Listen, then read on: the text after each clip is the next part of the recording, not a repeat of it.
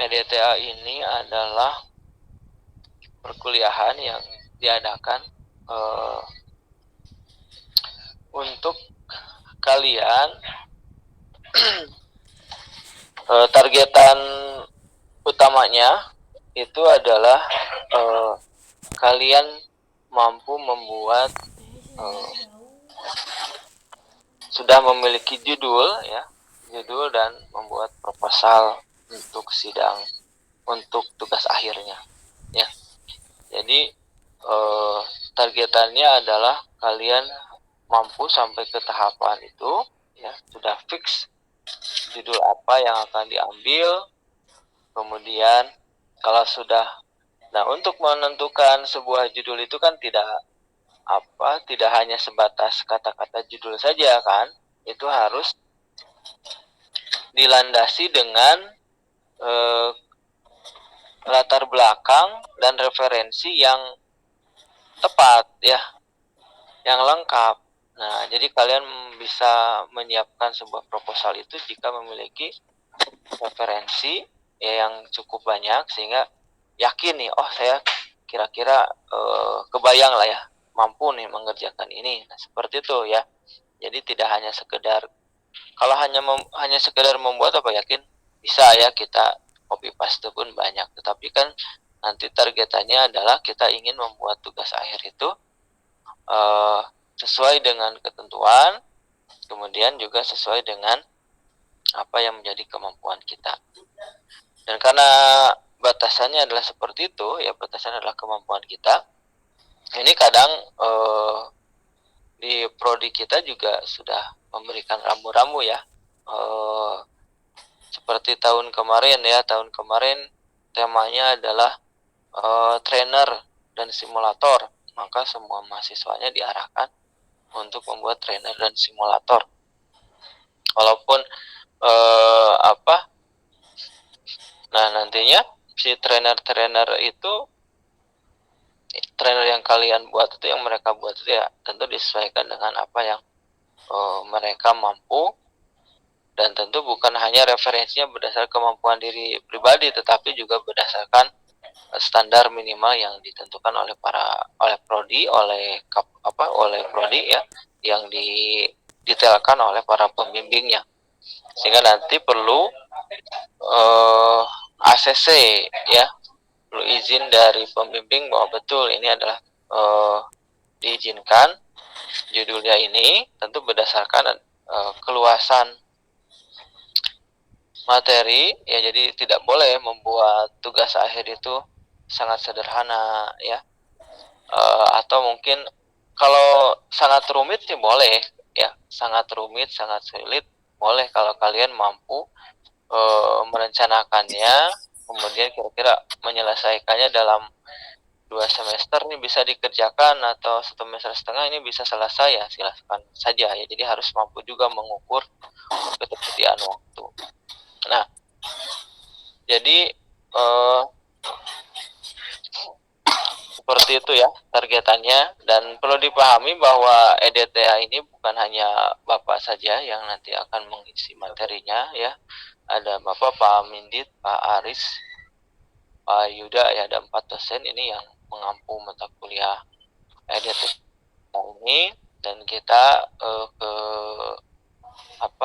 goal utamanya adalah seperti itu ya, mempersiapkan kalian untuk tahapan awal, yaitu fix finalisasi untuk judul ya, sampai dengan dibuktikan terbentuknya sebuah proposal tugas akhir. Dan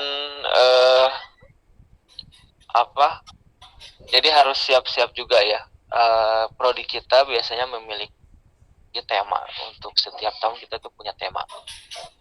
Dan ini kita untuk tahun ini masih belum di final ya, belum finalisasi kita temanya seperti apa, tetapi ada informasi awal nih ya. Jadi jangan dulu disebut sebagai keputusan ya, ini baru informasi awal bahwa kita akan mengacu ke mencoba temanya ke mobil listrik. Nah ya, mobil listrik karena sekarang kita mengikuti tren juga bahwa perkembangan mobil listrik ini cukup viral ya, cukup ramai sekarang, apalagi dengan teknologi semakin banyak teknologi yang support ya untuk membentuk mobil listrik ini. Oke, untuk hari ini ada sedikit materi yang ingin Bapak bagi dengan kalian ya, mudah-mudahan bermanfaat, mudah-mudahan ini juga menjadi enggak tadi mah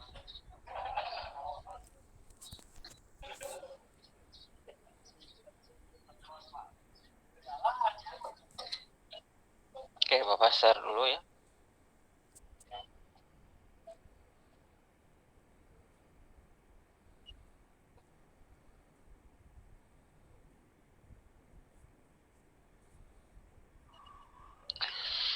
Oke, sudah tampil belum display? sudah dari Pak. Bapak? Ya, Sudah baik. Pak.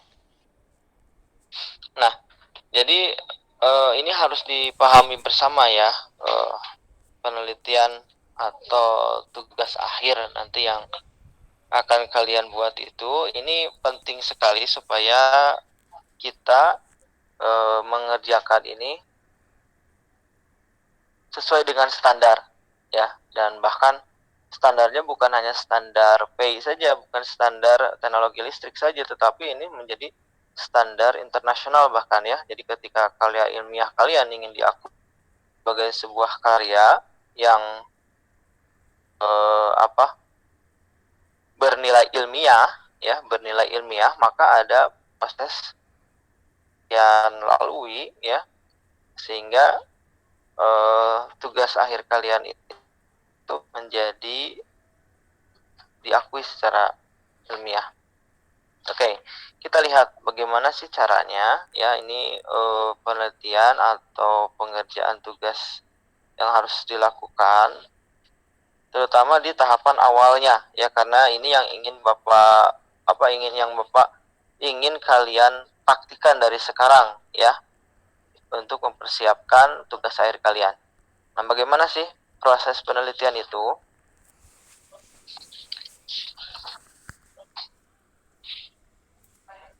Oke. Nah, proses penelitian itu diawali dengan pertanyaan penelitian ya, pertanyaan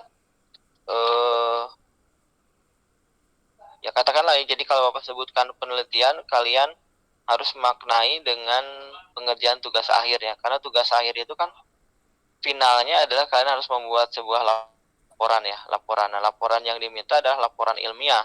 Yang namanya laporan ilmiah, yang dinamakan dengan laporan ilmiah itu berarti kalian sedang melakukan proses penelitian. Nah, jadi yang kalian buat untuk tugas akhir ini sebetulnya adalah salah satu proses melakukan penelitian ya, sebuah proses penelitian. Nah, jadi untuk kalian melaksanakan sebelum ke proses pembuatan produk dan sebagainya, ini ada beberapa hal dulu yang harus kita siapkan. Nah, poin penting yang pertama adalah kalian harus bisa menjawab pertanyaan-pertanyaan penelitian. Nah, jadi penelitian ini sebetulnya adalah pekerjaan yang mengasihkan ya, pekerjaan yang menantang untuk mencari sesuatu yang sebelumnya tidak dikenal, dan kita diminta untuk mencari jawaban ya dari sesuatu yang kita kenal itu. Nah, jadi untuk menentukan judul ya, karena saat ini ada banyak sekali penelitian, sudah banyak sekali ya, tidak terhitung untuk penelitian ini. Kalian bisa lihat ya, terbukti dengan banyak sekali jurnal-jurnal ilmiah. Nah, itu kan hasil penelitian. Nah, penelitian itu bisa menghasilkan sebuah karya ilmiah, itu tentu diawali dari pertanyaan-pertanyaan ini. Nah, jadi apa yang menjadi objek penelitiannya? Nah, itu bisa muncul penelitiannya dengan bisa menjawab pertanyaan ini. Yang pertama, mengapa hal bisa terjadi ini akan menjadi sebuah memunculkan ide. Oh iya ya, ini bisa menjadi objek penelitian. Jadi kalau kalian menemukan sesuatu hal yang aneh ya menurut kalian, ini kenapa bisa seperti ini ya? Kenapa lampu ini bisa menyala ya? Kenapa motor ini bisa berputar? Kenapa mesin listrik ini bisa berputar seperti itu? Jadi diawali dengan pertanyaan mengapa bisa terjadi. Ini adalah awal dari kita menentukan ide ya atau objek penelitian kita. Nah, tentu karena sudah banyak dilakukan penelitian, maka tidak cukup dengan apa saja. Kalau kita menanya kenapa listrik menyala, kan sudah banyak sekali ya jurnal penelitian yang membahas tentang hal itu. Nah, maka harus dilanjutkan mengapa tidak cukup dengan hal yang sederhana itu, maka harus nanti dilandasi dengan kita menelaah referensi-referensi. Sudah ada belum jawabannya? Nah, kalau sudah ada jawabannya berarti kan sudah terjawab sudah. Berarti kita harus tanyakan, melanjutkan pertanyaannya, misalkan mengapa ada perbedaan? Nah, berdasarkan penelitian A seperti ini hasilnya, dan yang kita temukan sekarang secara real terjadi seperti ini ada perbedaan. Nah, mengapa ada perbedaan? Nah, itu juga bisa menjadi sebuah objek penelitian. Jadi tidak melulu harus sesuatu yang baru ya, tidak sesuatu yang baru. Nah, kita membuat penelitian itu bisa berdasarkan perbedaan. Nah, perbedaan ini bisa menjadi sebuah objek penelitian juga. Kemudian apakah ada hubungan yang satu dengan yang lainnya? Ini juga bisa menjadi sebuah pertanyaan penelitian yang akan memunculkan landasan ya, latar belakang pemilihan judul. Atau pertanyaan selanjutnya misalkan bagaimana suatu fenomena ini bisa terjadi. Nah, itu pun hal-hal seperti ini wajib ya kalian tanyakan ya pada diri kalian sendiri terhadap objek yang kalian lihat. Jadi maksudnya begini. Jadi untuk menentukan satu objek, cobalah kalian menggunakan pertanyaan-pertanyaan ini ya. Jika ini betul-betul menjadi pertanyaan yang kuat, pertanyaan yang penting, nah itu bisa dijadikan sebuah objek penelitian ya, judul penelitian. Seperti itu. Nah, kemudian setelah kita bertanya seperti itu, bagaimana sih sebetulnya proses penelitian itu? Nah, proses penelitian itu diawali dengan mencari tahu riset-riset apa saja yang telah dilakukan oleh penelitian lain ya. Jadi karena sudah banyak, kalian bukan hidup di zaman revolusi industri ya, bukan hidup di zaman barunya ditemukan teknologi. Nah, tapi kalian hidup di zaman yang teknologi sudah berkembang. Nah, artinya kita sudah banyak sekali memanfaatkan teknologi-teknologi yang sudah ada. Nah, jadi jangan merasa ini kalau kita penasaran terhadap sesuatu dan ini adalah sesuatu yang baru bagi kita, jangan dulu menyangka ini adalah sesuatu yang baru ya. Mungkin orang lain mah sudah tahu sebetulnya ya, hanya kita baru ngeh saja ya, seperti itu. Nah, jadi proses penelitian yang pertama adalah itu ya, mencari atau riset ya, kita analisis referensi. Apa nih penelitian lain sudah dilakukan seperti apa? Kemudian mencari perkembangan penelitian dari bidang yang kita minati. Nah, ketika kita minat tentang sel surya, misalkan kita minat tentang motor, nah kita lihat penelitian yang di bidang itu, apalagi bisa spesifik seperti itu ya, tentang motor listrik misalnya. Kita lihat perkembangan seperti apa sih motor listrik yang sekarang. Nah, itu dengan melihat perkembangan itu kita bisa penting ya, sehingga kita nanti membuat penelitian itu, tugas akhir itu betul-betul yang baru yang dibutuhkan oleh masyarakat kita sekarang. Kemudian dari hasil penelitian kalian itu, riset atau analisis referensi itu, apakah ada permasalahan lain yang belum diselesaikan oleh peneliti lain, atau apakah ada yang belum maksimal. Nah, itu bisa gap-gap itu ya. Nah, gap-gap permasalahan itulah yang bisa kita ambil sebagai judul. Jadi kita tidak ngebahas tentang membuat motor listrik, enggak kan, karena memang sudah ada. Nah, tapi kita mencari permasalahan apa nih yang belum permasalahan yang muncul dari motor listrik, misalkan ya tentang efisiensinya, tentang monitoring dan sebagainya. Nah, itu kan bisa menjadi hal-hal yang baru ya untuk kita buat sebagai ide riset. Kemudian membuat rumusan permasalahan ya. Proses selanjutnya adalah membuat rumusan permasalahan dan pertanyaan penelitian tadi ya. Dengan pertanyaan penelitian dari judul yang sudah kita tentukan, kita buat permasalahannya apa nih, masalahnya apa, perbedaannya dengan teknologi yang sekarang itu apa, yang kita butuhkan seperti apa, atau setelah kita gunakan ada masalah apa. Nah, itu bisa menjadi sebuah bahan penelitian kita juga. Lalu langkah selanjutnya adalah menguji hipotesis penelitian. Nah, hipotesis penelitian jadi yang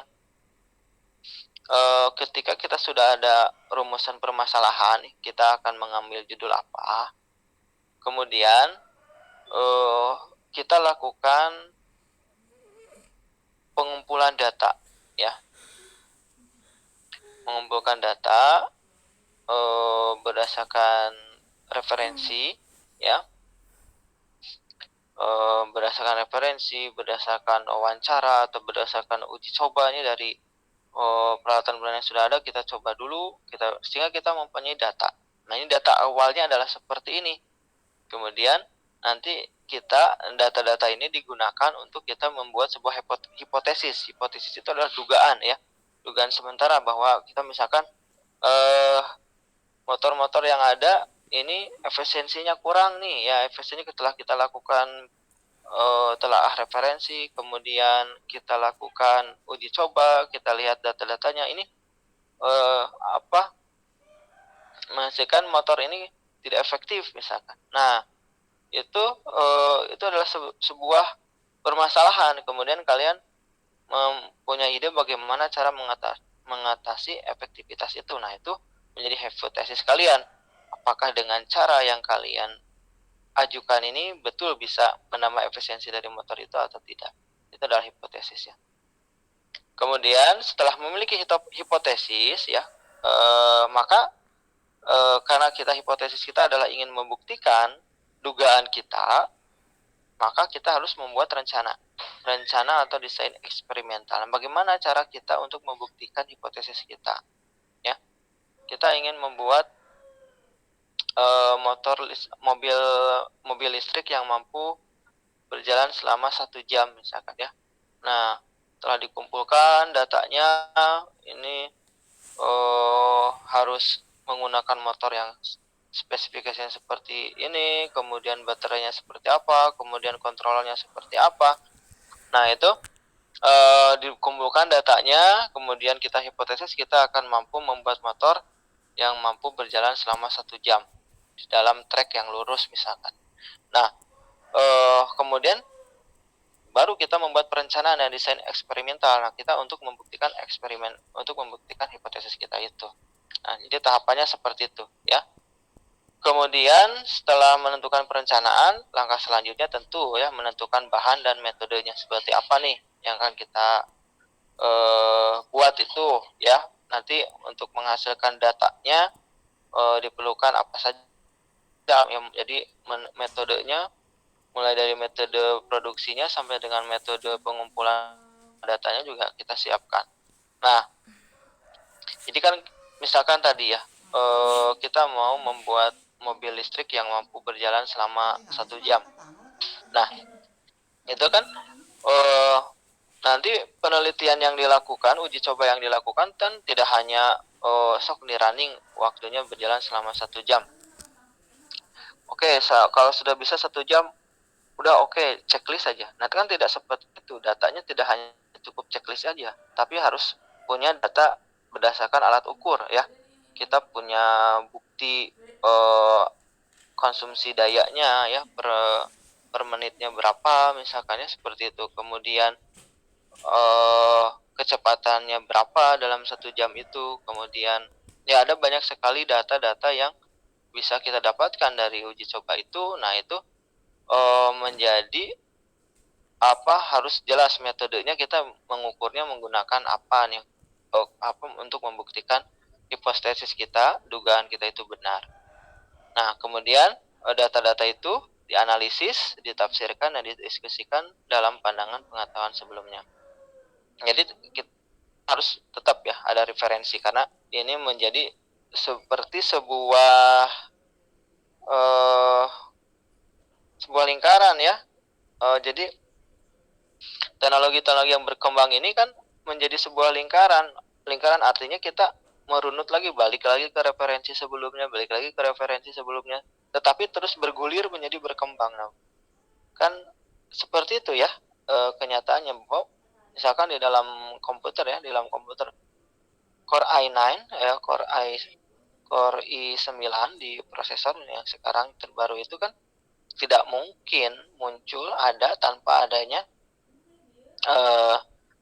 Core i1, Core i2 dan seterusnya kan. Nah, jadi harus ada patokan dari pengetahuan sebelumnya, teknologi sebelumnya.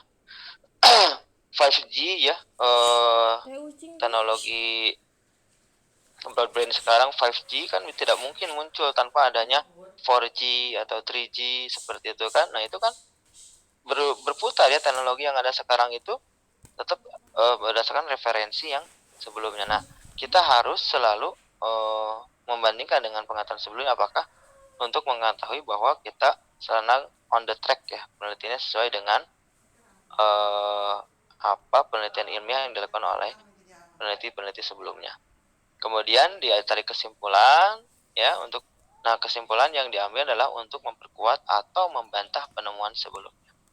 Gitu. Ya, jadi kesimpulan itu bukan hanya alatnya jalan. Nah, tidak ya, tetapi kita dilengkapi dengan apakah penelitian kita itu memperkuat dari penemuan sebelumnya, bahwa sebelumnya betul nih, dalam penelitian sebelumnya disebutkan bahwa mampu nih mobil listrik nih sampai berjalan sampai 1 jam. Nah, ternyata kita buktikan betul mampu ya, berdasarkan pengukuran yang kita lakukan.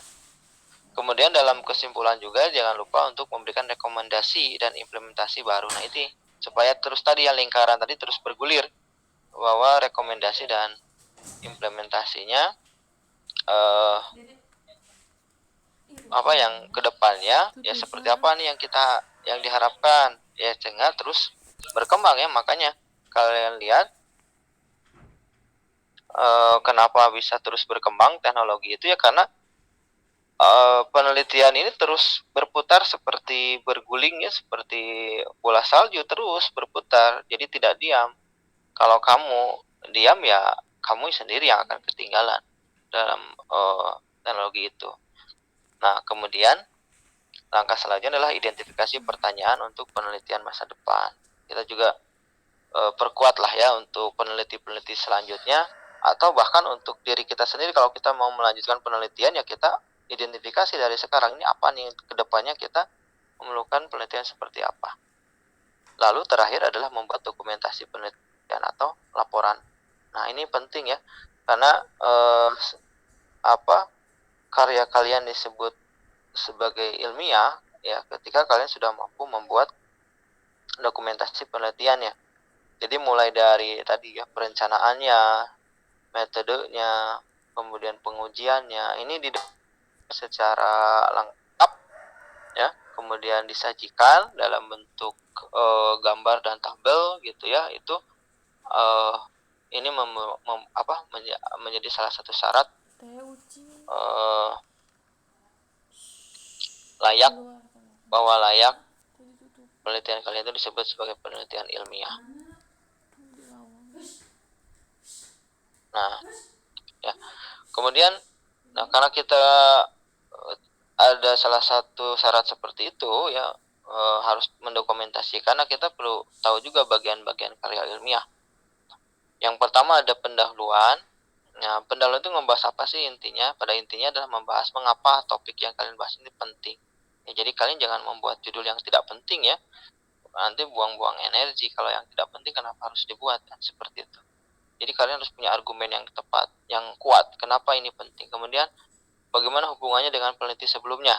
Misalkan apa yang diketahui dan apa yang belum diketahui nih dari penelitian sebelumnya. Itu dijelaskan di bagian pendahuluan. Kemudian mempertegas gap riset, tujuan penelitian dan batasan penelitian. Jadi perbedaannya penelitian tugas akhir yang kalian buat sekarang dengan yang telah dibuat oleh kakak-kakak kalian sebelumnya atau misalkan oleh peneliti sebelumnya, ini apa gapnya, lalu tujuannya seperti apa dan batasannya seperti apa. Karena kalau tidak dibatasi juga nanti kalian sendiri yang akan kebingungan ya, mau sampai mana nih saya membuat produk ini, mau seperti apakah, mau menunggu sempurna. Nah, kata sempurna itu kan kita nggak tahu seperti apa sempurnanya produk kita itu. Nah, maka harus dibatasi karena kita punya keterbatasan waktu juga.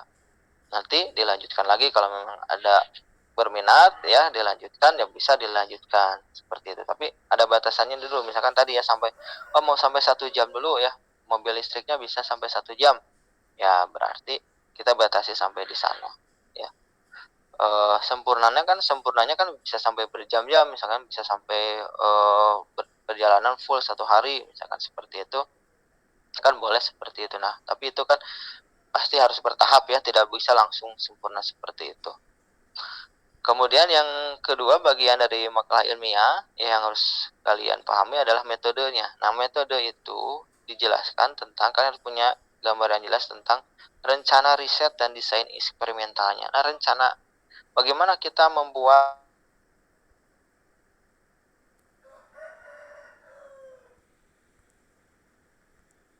ya,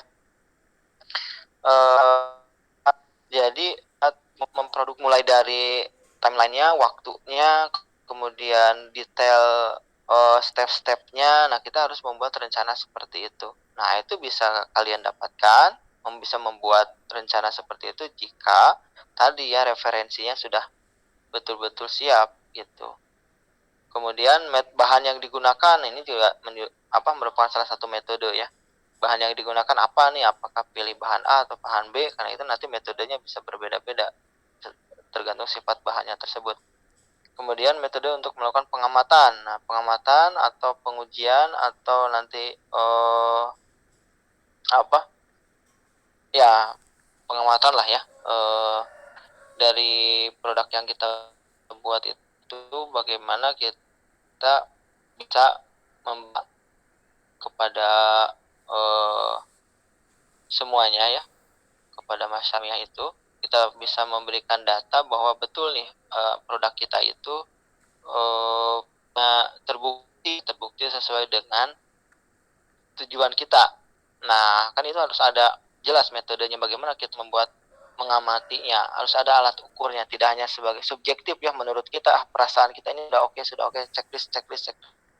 Nah, tidak seperti itu proses pengamatannya, tapi harus ada nilai-nilai yang ukur dengan jelas.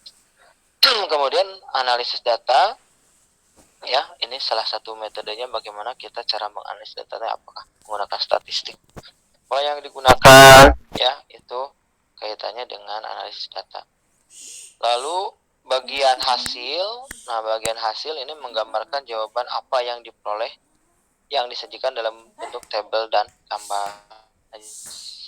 Hasil atau nanti di bab 4 itu ya, kalian menggambarkan jawaban dari pertanyaan-pertanyaan ilmiah kalian yang disampaikan di latar belakang. Nah, itu dijawab di sini ya, di hasil.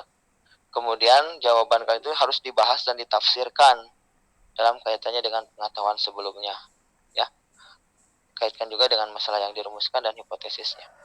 Yang terakhir, bagian kesimpulan juga bukan hanya sekedar kesimpulan produknya oke, jalan, tetapi ya harus ada diskus juga nih, diskusikan ya, boleh dengan rekan-rekannya, boleh, apalagi lebih baik kalau dalam jurnal ini tuh ada diseminarkan ya, nanti dalam seminar itu ada diskusi. Nah, itu bisa ditarik kesimpulan dari diskusi tersebut. Oke, nah itu saja ya hari ini yang ingin Bapak sampaikan. Terima kasih atas perhatian, mudah-mudahan terbayang ya. Nanti ada gambaran lah ya, ada gambaran step-stepnya yang harus saya lakukan ya untuk mempersiapkan ya. Sekarang kita persiapan dulu ini aja, persiapan untuk tugas akhir. Nah, apa saja yang harus kita lakukan dari sekarang, apa yang bisa kita lakukan dari sekarang. Oke, itu materi yang bisa Bapak sampaikan hari ini. Silahkan, ada pertanyaan dulu.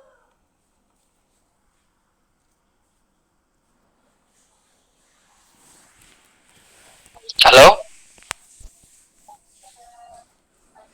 Halo Pak. Rindi, ada yang mau didiskusikan?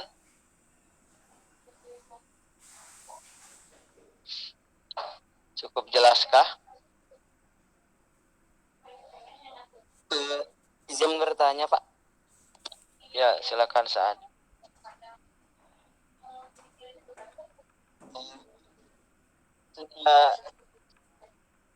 Sebelumnya saat juga kurang tahu ya Pak. Jadi kan gini Pak. Kalau kita bikin TA tuh atau karya tulis dulu ya Pak. Nah itu tuh kita tuh nyari. Bentar Pak. Ya. Kita tuh kan nyari referensinya di jurnal-jurnal kayak gitu ya Pak. Nah, misalkan kita punya ide buat sesuatu. Nah, itu tuh udah ada di kan kata Bapak tadi udah ada kan di penelitian sebelumnya. Nah, kita tuh ngambil dalam tulisan kita itu menuangkannya itu dengan bahasa kita terus apa ya gimana ya maksud saya tuh jadinya tuh ya itu bagaimana Pak jadinya tuh menuangkannya tuh apa kita kan udah sama tuh dengan orang lain gitu tapi kita kan tapi kita punya apa ya perubahan sedikit mengenai itu gitu. Nah yang diambilnya dalam jurnal tersebut tuh menurut Bapak bayang sih kalau gitu Pak. Ya, baik. Terima kasih Saad ya untuk pertanyaannya. Ya, baik. Jadi untuk menuangkan referensi ya di dalam karya kita itu kita sebut itu sebagai kutipan ya. Jadi kita mengutip dari jurnal-jurnal atau penelitian sebelumnya. Nah, untuk kutipan ada materi khusus ya. Seperti apa kutipan yang benar itu, kemudian kita mengutip itu dari jurnal yang seperti apa. Nah itu ya, lalu gayanya ya, gaya-gaya kutipan juga ada yang cukup dituliskan dengan number saja, kemudian referensinya ada di bawah menggunakan number, atau dituliskan lengkap ya dengan nama penelitinya, dengan judulnya seperti itu. Nah itu gaya-gaya penulisan kutipan juga nanti tergantung dari standar atau pedoman artikel atau karya ilmiah yang kalian buat. Nah jadi yang kita kutip tentu adalah jadi sebuah jurnal ya, sebuah jurnal penelitian. Seluruh isi jurnal penelitian itu ketika dia sudah melewati proses sudah dipublish gitu ya, sudah diterbitkan, itu maka dianggap itu sebuah jurnal yang memiliki nilai kebenaran ya kan.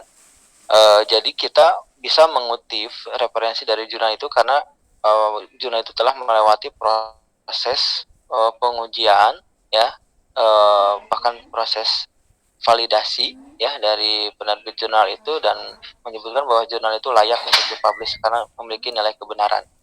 Nah, artinya kita boleh mengutip karena itu memiliki nilai kebenaran. Nah, adapun tadi yang kita mau apa, ternyata jurnal yang kita kutip ini berbeda nih dengan penemuan yang kita dapatkan. Nah, itu kan berarti judulnya kita membahas tentang gap ya, atau kita membahas tentang